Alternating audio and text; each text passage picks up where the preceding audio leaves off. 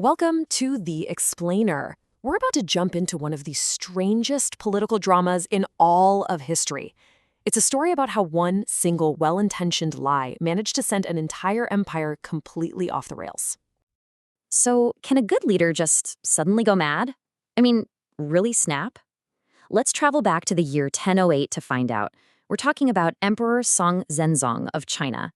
Now, this guy was, by all accounts, a really good, respected ruler. But then, in 1008, something just broke. He dives headfirst into this fanatical obsession that honestly left historians scratching their heads for centuries. And to really get how shocking this was, you've got to understand the kind of guy he was before all this. I mean, Zhenzong was known for being super considerate. He was this warm-hearted leader who, get this, would secretly rewrite a subordinate's work just so they wouldn't be embarrassed. He was thoughtful, he was cultured, he was a strong leader. And then all of a sudden, he just wasn't. Yeah, that quote really nails the confusion everyone felt.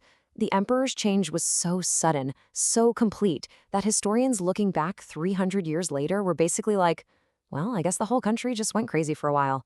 But come on, that's way too simple, right? People don't just snap like that. Something else had to be going on. So what really happened? Okay, so here's where it all starts. The emperor calls in his top ministers, and he tells them a story that is just out of this world. He lays out this whole dramatic scene for them. He says he had a vision in the middle of the night. A divine messenger appeared and promised him a sacred text, a heavenly book.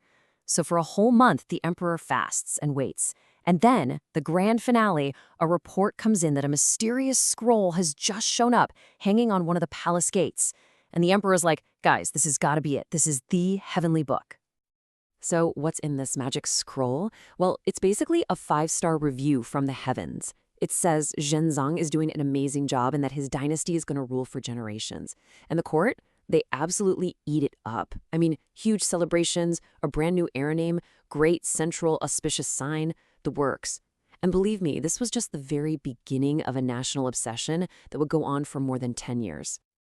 Okay, so how on earth did historians try to explain all this? Well, for centuries, they fell back on a classic story. You know the one. There had to be an evil minister behind it all. And our villain in this version of the story is Minister Wang Qinro. The theory goes that he found the emperor's biggest insecurity and just twisted the knife. The emperor had recently signed a peace treaty, the Treaty of Chanyuan, with the northern Liao dynasty. It was actually a pretty smart move, but Wang supposedly convinced him it was a huge national shame, a treaty under the city walls. And what was Wang's brilliant solution to this so-called shame? The Fengshan ceremony. Now, you gotta understand, this was not just some regular ritual. This was the Super Bowl of being an emperor. It was so incredibly important and so rare that only 5 emperors in history had ever pulled it off. If you completed the Fengshan, it was like getting a direct stamp of approval from the heavens. You were officially a top-tier ruler and no one could question you. It's a nice, simple story, isn't it? Good emperor, evil minister. But when you really start to pick it apart, that whole theory starts to fall flat. Yeah, there are a few huge holes in this whole evil minister idea. First off, if you're going to criticize the treaty, you're pretty much criticizing the emperor himself. He was the guy who pushed for it. Not a great way to get a promotion, right? Second, Zhenzong wasn't dumb. He knew the military situation, and he knew this treaty wasn't some great humiliation. But here's the biggest problem. If this was just one guy's evil plan, why did everyone else, including a bunch of really principled officials, get so excited about it? So, the real reason is probably a lot more interesting. This wasn't about one man's craziness. No, this was about an entire nation that was ready for a party, a huge symbolic celebration. You really have to put yourself in their shoes. For 250 years, it had been chaos, division, warfare, you name it. But now, for the first time in a long time, China was unified. It was peaceful. It was prosperous. And I mean really prosperous. Just look at the numbers. The amount of grain being shipped to the capital hit 8 million shi every year. That's double what previous dynasties were managing. And it wasn't just about having enough to eat. All this peace and prosperity led to this incredible cultural explosion. The number of printing blocks in the Imperial Library went from just 4,000 to 100,000. That's a 25-fold increase. This was a society that finally had the time, the money, and the confidence to really dive into arts and culture in a huge way. So when you look at it that way, the Fengshen ceremony starts to make a lot more sense. It wasn't some crazy, superstitious idea.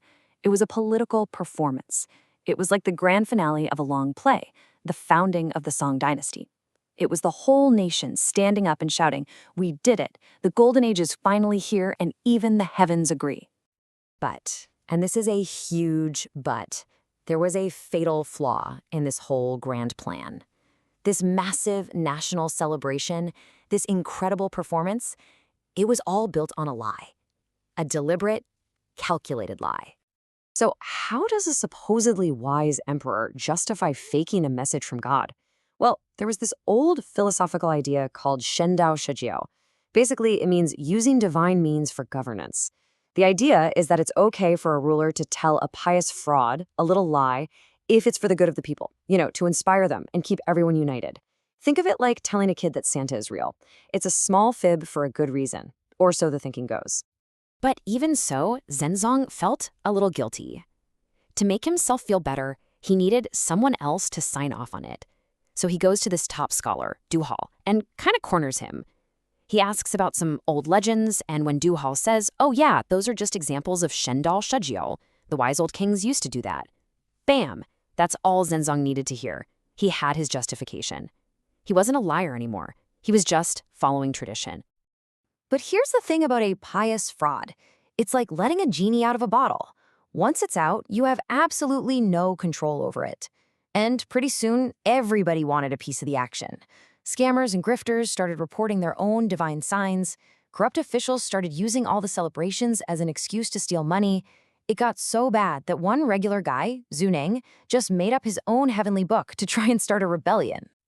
And this backed the emperor into a corner he could not get out of. He was trapped. Think about it. If he calls out other people's miracles as fakes, he risks them turning around and saying, "Hey, wait a minute, wasn't yours fake too?" But if he accepts all these other miracles, he completely loses control of the story. His own divine authority gets diluted. He was totally, completely stuck. The lie just grew and grew, taking on a life of its own.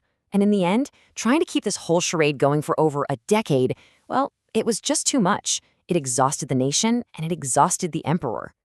So when Emperor Zhenzong finally died, everyone was just done with it.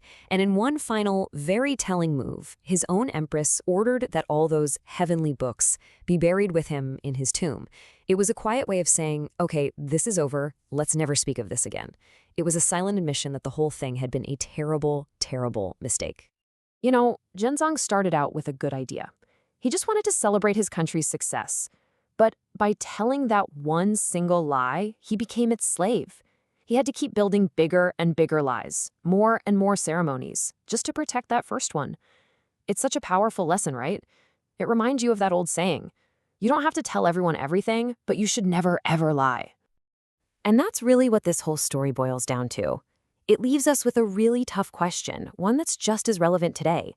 When is a well-intentioned lie ever truly harmless? Can a lie told for the so-called greater good ever really avoid doing more harm in the long run?